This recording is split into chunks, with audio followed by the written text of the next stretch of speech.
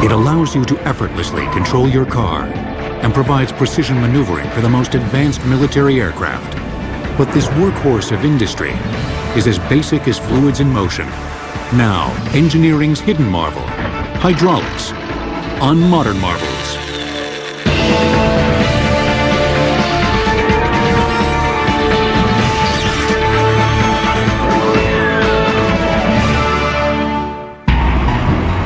Our industrialized world depends on hydraulics.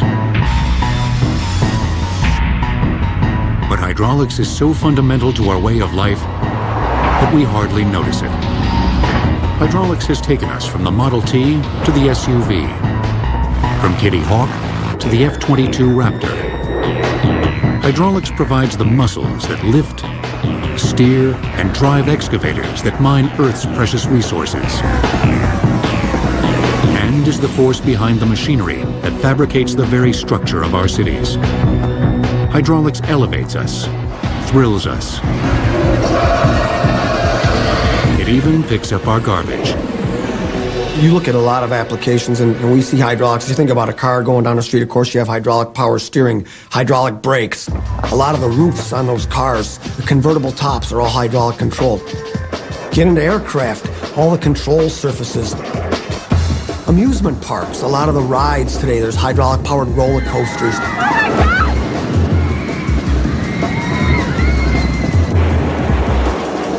Go 0 to 120 in 4 seconds. Hydraulics is the branch of physics that studies the behavior of liquids at rest or in motion. Liquid in motion is referred to as hydrodynamics. Civil engineers use this form of hydraulics in hydroelectric power plants, manipulating the flow of liquid to push turbines. Those power plants provide electricity to over 1 billion people worldwide. The second type of hydraulics, liquids at rest, is referred to as hydrostatics. Mechanical engineers use this form of hydraulics to produce force through the pressurization of incompressible liquids. If you have 2 pistons within a closed hydraulic system, any force that is applied to piston A will be completely transferred to piston B. The power of your blow is transferred to the other plunger by hydraulic transfer of power. One of the benefits of a closed hydraulic system is the ability to multiply force. If piston B has a surface area 10 times that of piston A, piston B will move 1 unit for every 10 units that piston A moves, but at 10 times the force. Therefore, 100 pounds of force applied to piston A will supply enough pressure under piston B to move an object weighing 1,000 pounds. Remarkable in its simplicity, hydraulic multiplication of force is awesome in its capability and is what delivers the brute force for nearly every large machine. In most people's mind, they consider hydraulics the application of high-pressure fluids, generally speaking, to move large amounts of weight and generate a lot of force. Some of the more impressive applications of hydraulics are just pure, raw hydraulic force. You look at car crushers as an example. It's unbelievable. You'll take 5 or 6 cars piled vertically and they're smashed to just feet. And you have to say, how is that done? It's hydraulics. One of the most common devices that utilizes hydraulic multiplication of force is the hydraulic jack. When you push the lever up and down, you're actually pushing on a small piston, which pushes hydraulic fluid, and this fluid flows into a larger piston. Say the small piston that you're pushing has a surface area of 1 square inch, but the large piston that's actually pushing up your car, that might have a surface area of, say, 10 square inches. So for every pound of force you push with that lever, the hydraulic system multiplies that force 10 times. Unfortunately, in hydraulics, like in everything else, there's no free lunch. So you don't get it for free. In order to get that to work, you have to pump 10 times the amount of fluid. Although the basic principles behind hydraulics may appear simple, it took many brilliant minds thousands of years to fully understand the inherent power of fluid. The Greeks in 250 BC were one of the earliest societies to look for ways of controlling the flow of water, inventing many hydraulic devices. Some were devised for amusement, like this invention that forced air out of a small bent tube, producing the sound of a bird. Others were more useful, such as the water clock. The Greek who made the most lasting contribution to hydraulics was the mathematician Archimedes, who discovered the first principle of hydrostatics, buoyancy. His buoyancy experiment was basically based on the concept that a material that is submerged to water experiences a force against gravity, and that force is known as pressure. He also was the same inventor who said, if you give me a lever long enough and a place to stand, I can move the earth. Fundamentally, that's the principle of levers. And realistically, that's what we're doing with hydraulics on a daily basis. By 30 BC, the Roman Empire had cast its shadow across the borders of Greece. But instead of destroying Greek society, the Romans learned from it, improving upon several Greek inventions, including the water wheel and the aqueduct. The Romans, they realized that they had to feed bigger areas, then they had to have a system where they can carry large quantities and at the same time use the concept of gravity. In the aqueducts, water flowed swiftly, producing as much as 1,300 pounds of pressure per square inch, 25 times the standard water pressure of a city today. Roman engineers often designed the aqueducts to end at cisterns, which would push water up through small openings, turning the liquid into a fountain and providing drinking water for the citizens of Rome. Other aqueducts were sent to water mills, transferring the water's energy into kinetic energy to grind grain into flour. But Roman engineers didn't develop further hydraulic technology, relying instead on the strength of slave labor. In the millennium that followed, the science of hydraulics didn't advance. Old technologies such as water mills flourished during medieval times. Finally, in the 17th century, French mathematician Blaise Pascal made a groundbreaking discovery. By multiplying fluid depth by its inherent weight, Pascal created the formula to determine fluid pressure. This led to the most important aspect of hydrostatics: multiplication of force. Pascal's principle is the basis for all the work that we do in hydraulics today. By 1795, Englishman Joseph Bramah had put Pascal's principle to work with his hydraulic press. When the first hydraulic systems were used around the 1800s, they did use water as the hydraulic fluid, and water does not make a very good hydraulic fluid. Some of the problems it has, it's very thin, so it leaks past your seals. Back in the 1800s, the seals they had were things like leather and ropes and things of that sort, so if they did seal, they didn't seal for very long. The inefficient hydraulic industry languished, but soon after the Bramah press, a new discovery in America would lead indirectly to a new hydraulic technology. The discovery of gold at Sutter's Mill in 1848 led to one of the largest human migrations in history. Desiring a faster, quicker way to uncover riches, a new method of gold mining quickly spread throughout America, called hydraulicking. And for the next 50 years, hydraulic mining would literally change the landscape of America. People have recognized for a long time that the power behind water can be enormous. And in the early mining days in the U.S., the gold rush era, we took major advantage of this. Accessing water sources at much higher elevations, miners constructed wood pipes and attached the ends to nozzles, creating hoses that could shoot water at high velocity against the California hillsides. The hillsides disintegrated, releasing the gold. The scientific principle behind this effective method of gold mining was established by Swiss mathematician Daniel Bernoulli in 1738. Bernoulli found that if a containment of water is forced through a smaller opening, such as a nozzle, the pressure that builds behind the opening would increase the water's velocity, creating a jet. Although it's unlikely that the miners were aware of Bernoulli's principle, their method of mining was effective nonetheless. The pressures were on the order of 800 pounds per square inch to 1,000 pounds per square inch. So 1,000 pounds per square inch blasting against raw earth. you clean the soil away in a hurry. Hydraulic nozzles called monitors reached 16 feet in length and could deliver as much as 30,000 gallons of water a minute in a 9-inch stream. At its peak, the hydraulic mining industry in California employed 20,000 people and had returns close to $100 million in gold. The success of hydraulic gold mining was matched only by its devastating effect on the environment. By 1884, it was outlawed in California by a federal injunction.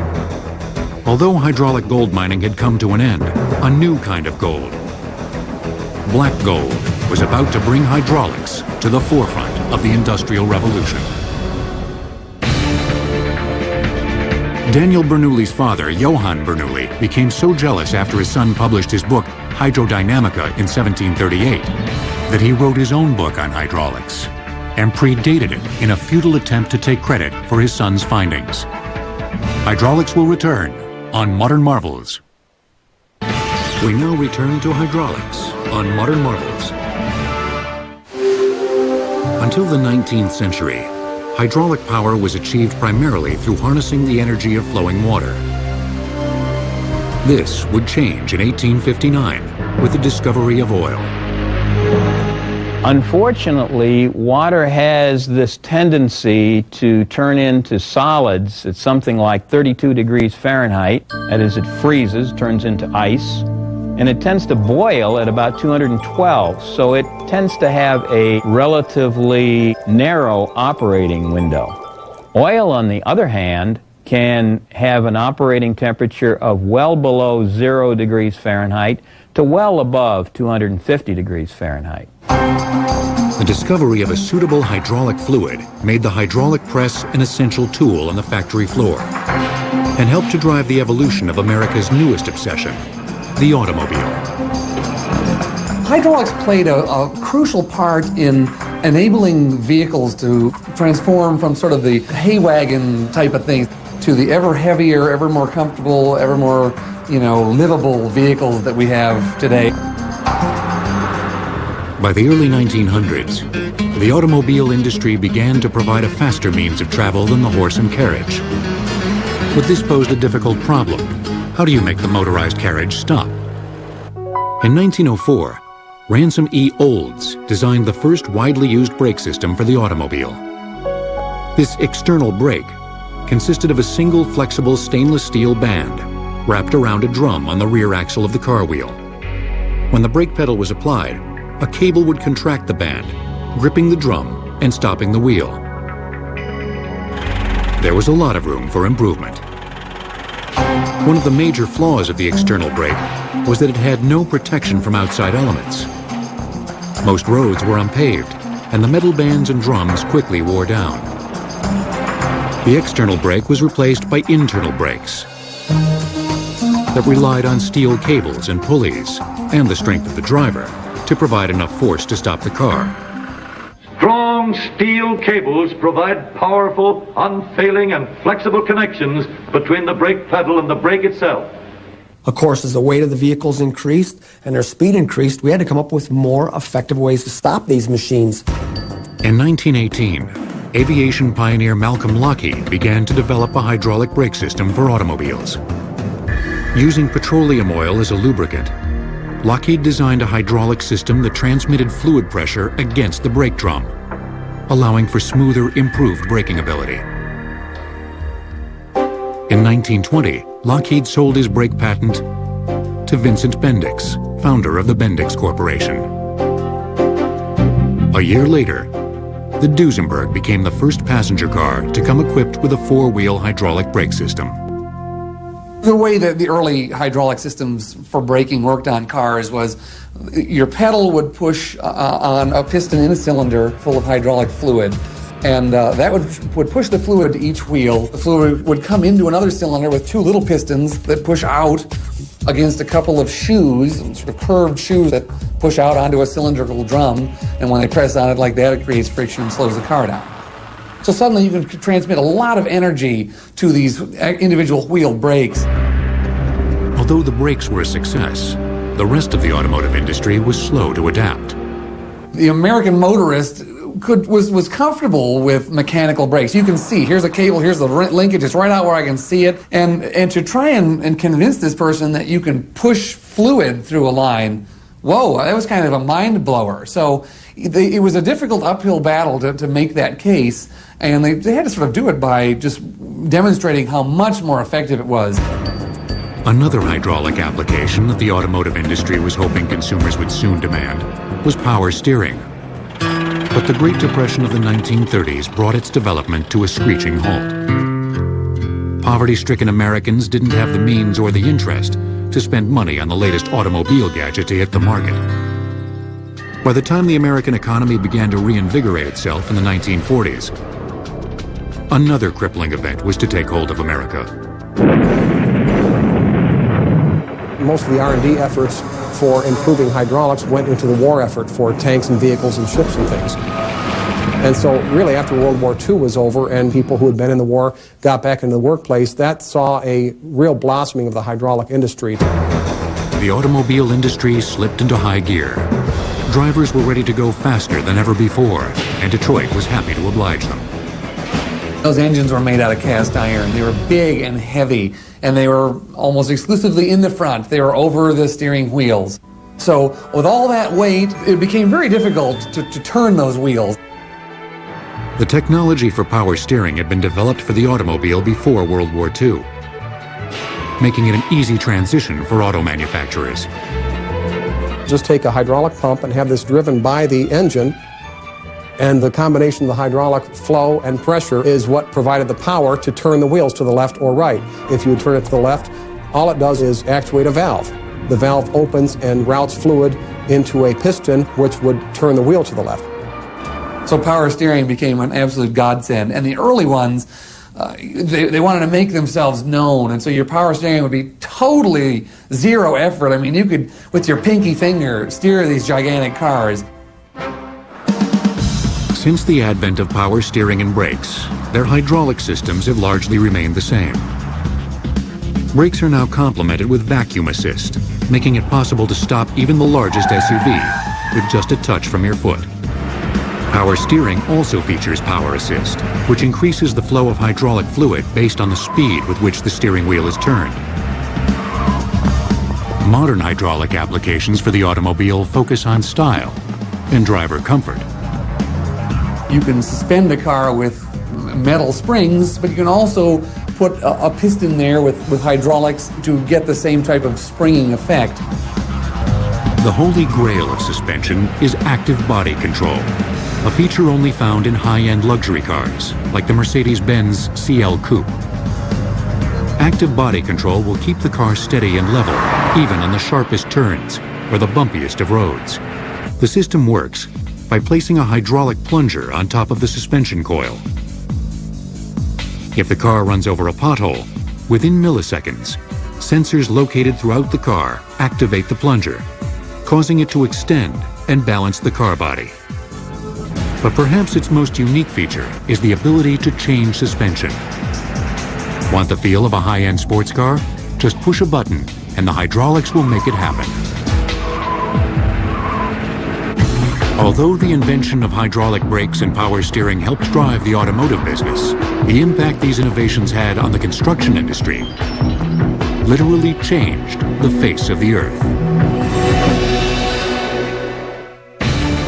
Vincent Bendix, founder of Bendix Brakes, was inspired to develop a better car brake after his father was hit and killed by a car with defective cable brakes. Hydraulics will return on Modern Marvels. We now return to hydraulics on Modern Marvels. The greatest example of the brute strength that hydraulics can deliver is found in the construction industry.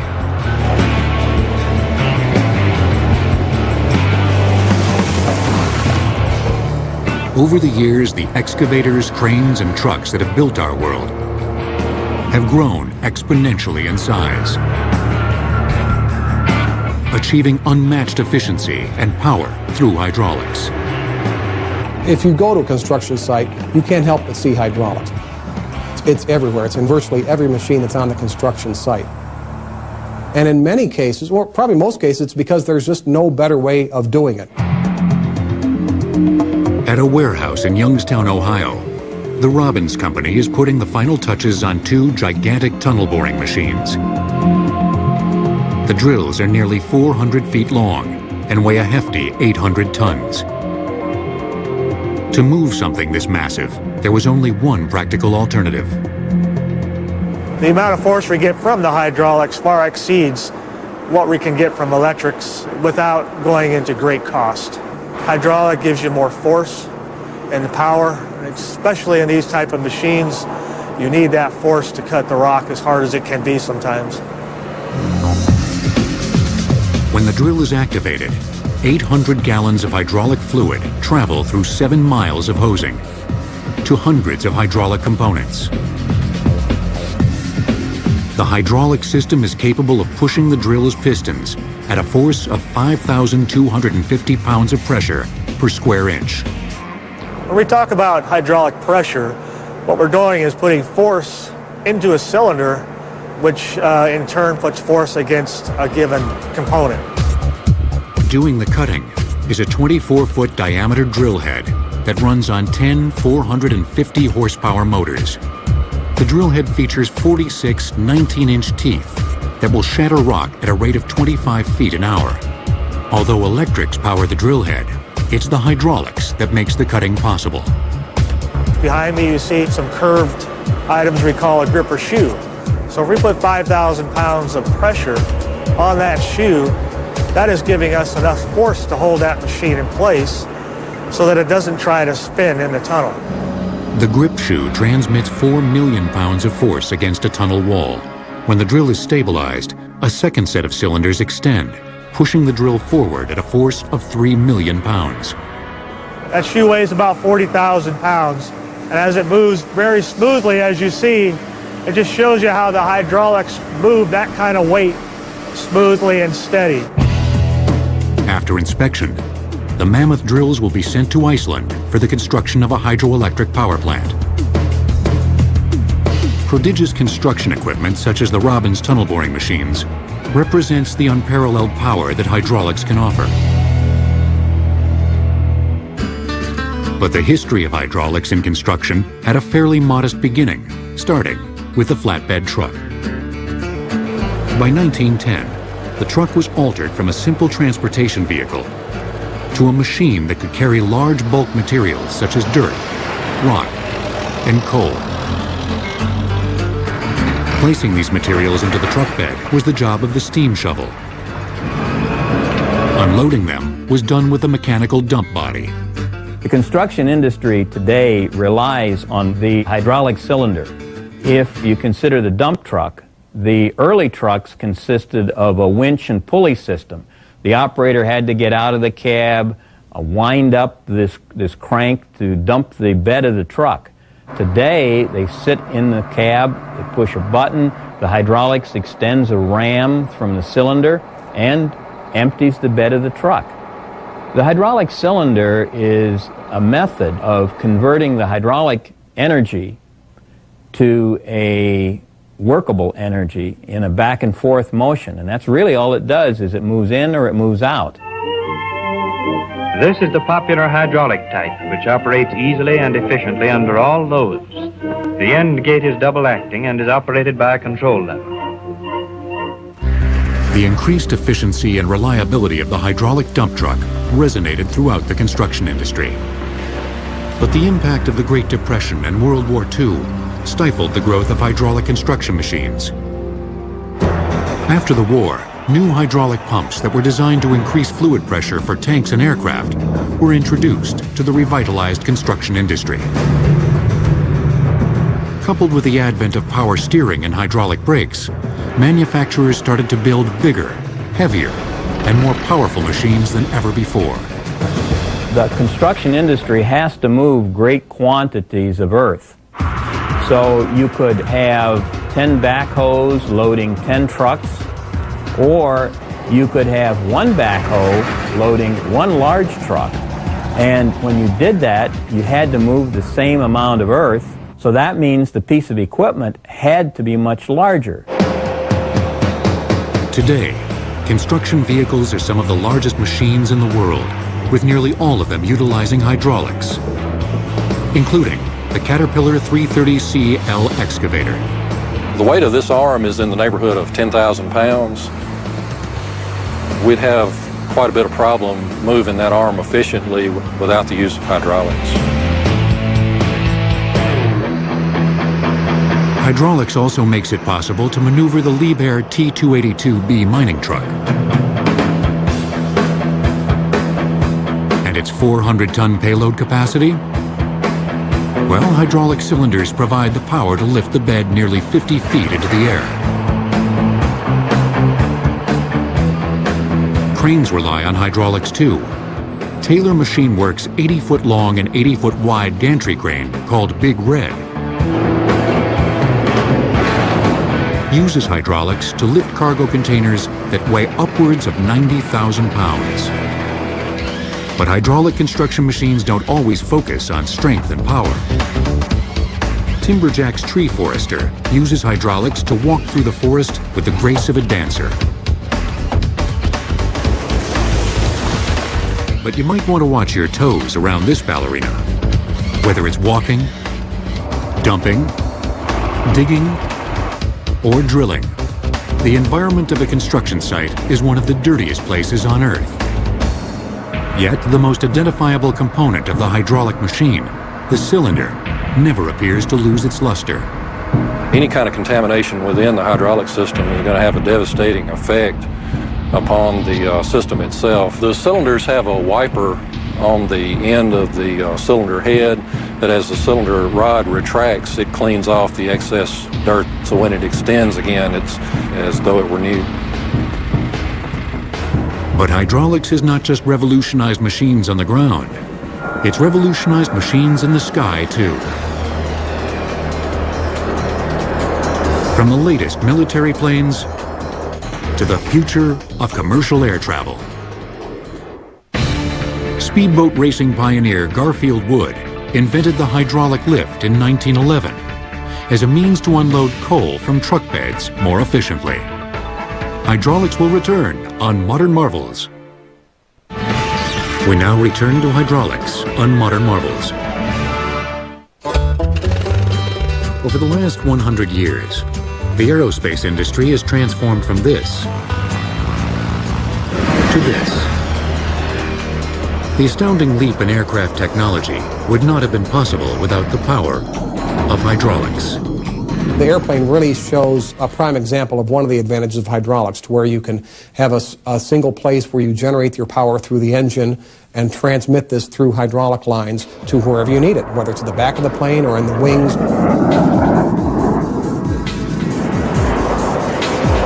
Inside the body of a passenger aircraft is an intricate system of pumps and hoses that transfers the highly pressurized fluid that commands nearly every phase of flight control. Most of these systems operate by what is known as fly-by-wire. In a typical fly-by-wire system, flight command is controlled electrically, but powered hydraulically. When a pilot wants to move the rudder, the command is input into a computer. The signal is then sent electrically by wire to the hydraulic system. This system consists of one reservoir per engine that supplies fluid to 2 pumps per engine. The pumps send fluid pressurized at 3,000 pounds per square inch through metal tubing that extends the remaining length of the fuselage, where it connects to an actuator, pushing a piston and moving the rudder. This powerful and efficient system of fluid pressure transference is a huge contrast to the one used by Orville and Wilbur Wright over 100 years ago. The Wright brothers aircraft had no hydraulics on it. Its basic control was by a lever and cables or pulleys, and this allowed them to have the 3 axes of control. During World War I, the slow-moving dual-wing airplanes functioned similarly to early Wright brother flyers, relying on the strength of the aviator to move cables and pulleys for flight control. Those were small aircraft, so therefore it was very easy for the pilot to control the motion of the actuators simply by moving the stick back and forth. After World War I, the military looked at ways to increase the speed and performance of the airplane. Engineers focused their attention on the landing gear. All landing gear before were fixed. The Navy decided to do some test in which they actually raised the landing gear through a crank and pulley arrangement, and they found that they could reduce the drag about 30%. But it was very intensive, and therefore hydraulics was looked at as a way of doing this very effectively. The first hydraulically operated landing gear system was produced in 1929, opening the door for hydraulic applications on aircraft. In the years that followed, planes continued to grow in size and speed, increasing pilot difficulty to command the aircraft using the stick and pulley system. To be able to move the elevators, for example, or the rudder, or the ailerons. Trying to do it by hand or the conventional pulley and cable system, most of those aircraft would be into the ground or the water. With the success of hydraulically operated landing gear, military engineers followed the lead set by the automobile industry, installing hydraulic brakes aboard all military aircraft. Soon everything from flaps and rudders to gun turrets and bomb bay doors were utilizing hydraulics to actuate. Although the flight control system still required the pilot to move cables and pulleys, the actuators now moved with hydraulic multiplication of force. But the planes of World War II needed to perform maneuvers faster and swifter than ever before.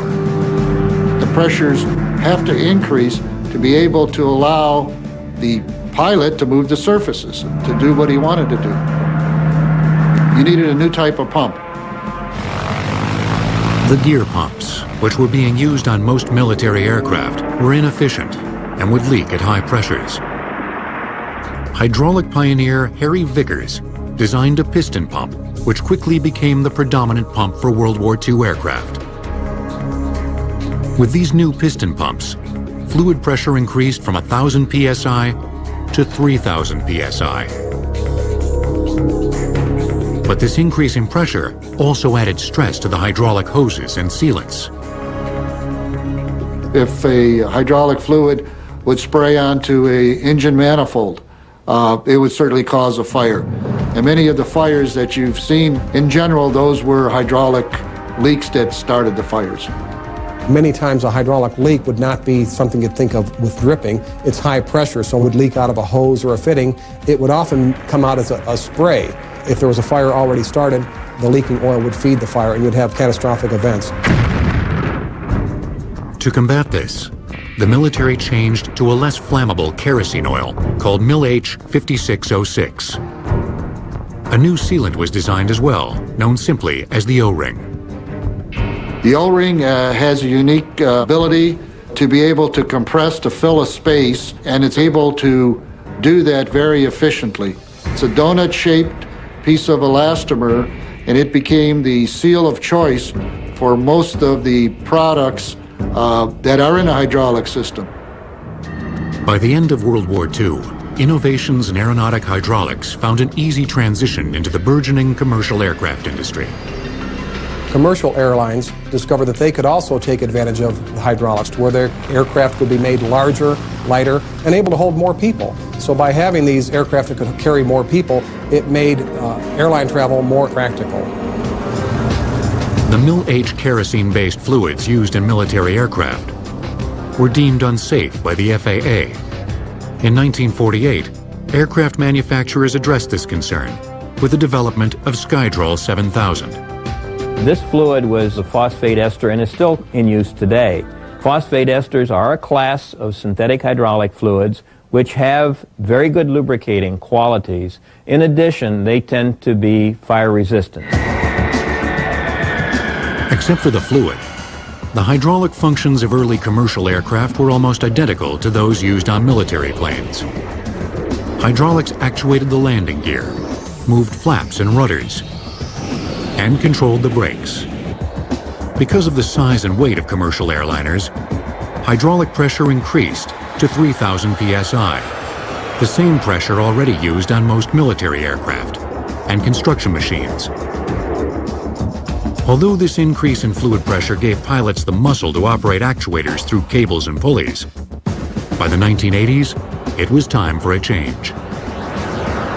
The problem with the cable and pulley is, as surfaces become larger and larger, it is very difficult even to give the correct feel. Electronics can make this decision much quicker. Today's aircraft have much greater performance capabilities and have to do things like moving these surfaces almost instantaneously.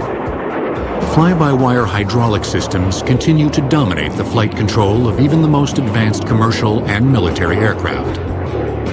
The hydraulics aboard the F-22 fighter plane are pretty much state-of-the-art. You have all of the primary flight controls, the landing gear, the weapons bay doors open very quickly and close very quickly to launch missiles. The propulsion system depends very heavily on hydraulics in the F-22 for control of the inlets and the exhaust nozzles. The biggest advancement in hydraulic technology for aircraft is the development of the EHA, or Electric Hydrostatic Actuator.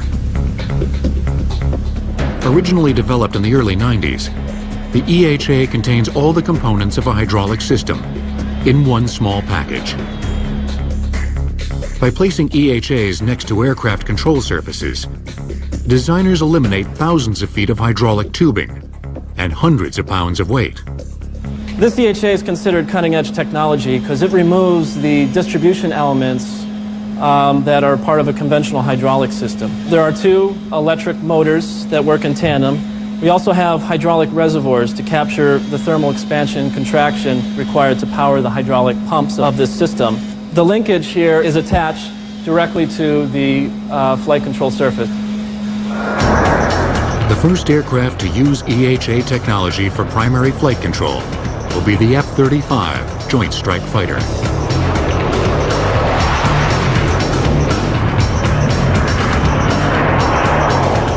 The first commercial aircraft to feature EHAs, in this case for secondary flight control, will be the new Airbus A380. Boasting a length of 239 feet and a wingspan nearly as long as a football field, this is the largest commercial airplane ever to be built. New hydraulic technology had to be created to control an aircraft that weighs well over 300 tons. Certainly, the A380 offered the hydraulic system designer several major challenges. If we were going to use the conventional hydraulic system concepts, 3,000 psi, for example, the pumps would be massive, the lines, fittings, and hoses would be massive. A solution to this was to increase the pressure, not from 3,000 to 4,000, but to take it to the next step, 5,000 psi. But as the aerospace industry continues to look for ways to improve upon the efficiency and safety of flight control systems, engineers are investigating the idea of using electric motors to actuate control surfaces, thus eliminating hydraulics completely from flight control. Before that happens, a formidable hurdle lies ahead. Engineers need to develop a practical motor that can create the needed force to actuate the surface controls efficiently. But hydraulics not only shapes our future, it brings the past to life. Prehistoric dinosaurs animate with the help of hydraulics. The Airbus A380 will feature 4 independent primary flight control systems. Each of these systems is capable of operating the aircraft should the others fail, creating a redundancy system unequaled by any military or commercial plane. Hydraulics will return on Modern Marvels. We now return to hydraulics on Modern Marvels. Hydraulics not only plays a key role in our work lives, it plays a role in our play lives too. Universal Studios in Hollywood, California is home to some of the most cutting-edge hydraulic attractions in the world. You would not be able to have any of these attractions move this much weight and be this reliable without hydraulics. It just would never happen. One of the more complex hydraulic attractions at Universal Studios is Earthquake the Ride. Passengers entering this stage are given an idea of what it's like to endure a massive seismic event.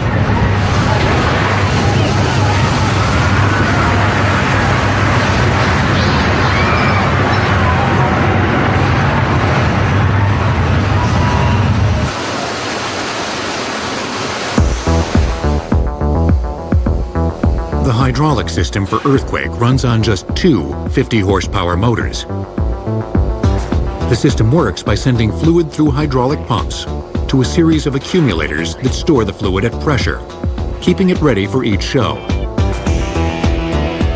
Underneath the floor of earthquake, a dark cavern is home to dozens of hydraulic cylinders. Moving the 20,000-pound floor bed in linear and lateral movements, the cylinders create the feeling of an 8.3 tumbler. But that's only one of the hydraulic effects on this ride. As the show's going on, we have a large slab that'll fall. It's got 4 big hydraulic cylinders behind it. It is probably somewhere around 9,000 pounds. And also we have a train that comes out and crashes right in front of the tram. It's driven out by a hydraulic ram. When the tram exits the stage, the hydraulic cylinders retract, carefully putting all the props back to their original positions. You have to keep the show exactly the same every single time. Earthquakes, hydraulics are very sophisticated. Universal's Terminator 2 3D also features several precision hydraulic effects. Hydraulics control the platforms that raise and lower different characters onto the stage. And they also animate the 6 gun-toting Cyberdyne robots, using 3,000 psi pumps to actuate cylinders in the head, torso, and arms.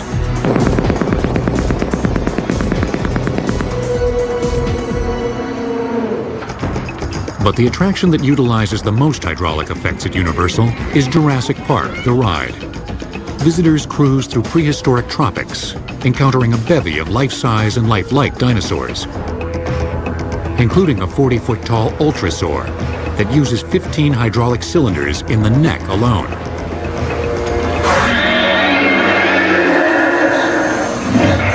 This particular figure we just saw, the oil that comes in here, this is a pressure line. It's set at 3,000 psi. The hydraulic module here will distribute the oil to the figure itself, which has, the one we saw is just the torso and head. It has 6 separate moves, 6 separate cylinders, and it's all powered by hydraulics. After encountering several dinosaurs, the ride drops another hydraulic thrill, so to speak. We use hydraulics on the following car for 2 reasons, really. It's more controllable than any other kind of power, and it's also less expensive energy-wise. The cylinder is actually hooked up to a block and tackle, and what that does is that increases the motion of the Jeep compared to the cylinder. The Jeep will move 32 feet, while a cylinder will only move 9, so all we need is a 9-foot cylinder to get that much movement. That increases the force on the cylinder, but the hydraulics overcomes that, and it's no problem at all. Then there's Waterworld, which uses a hydraulic catapult to launch a 2,000-pound airplane 60 feet across a man-made lake. And, of course, there's old Bruce the Shark. With so many hydraulic attractions, it's no surprise that even the trams at Universal run with the help of hydraulics. Whether it's entertainment or construction, when something big needs to be moved, hydraulics still remains the power of choice, at least for now. But the continuing advancement of electronic systems may eventually lead to electric motors replacing hydraulics as the power source leader in force applications. I believe the future of hydraulics is a combination of electronics and hydraulics. In some applications, hydraulics may be phased out, but we will never see the power density from the electronic systems that we see from the hydraulic systems. Just can't fathom any other technology that will be able to generate hundreds of thousands of foot-pounds of torque or the thousands of tons of force needed to drill a hole in through a mountain or under a lake. Whether or not hydraulics is supplanted by another power application is yet to be decided. But until that day comes, when something big has to be moved, when a high amount of power is needed, with precision control, hydraulics will remain the power of choice. This great empire was also one of the most complex, fueled by the fervor of Islamic holy warriors, yet a model